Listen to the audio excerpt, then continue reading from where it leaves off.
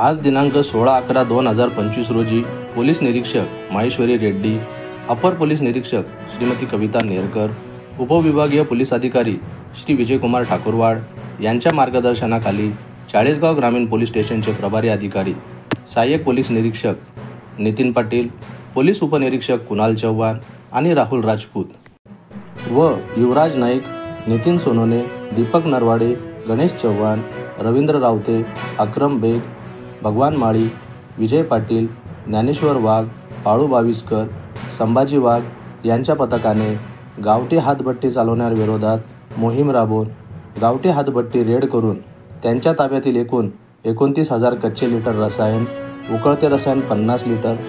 व गावठी दारू 85 लिटर असा 1,11,750 किमतीचा मुद्देमाल हस्तगत केला. रासायनिक तपासणी कामी त्यांचे नमुने घेऊन उर्वरित सर्व मुद्देमाल जागीच नष्ट करण्यात आला.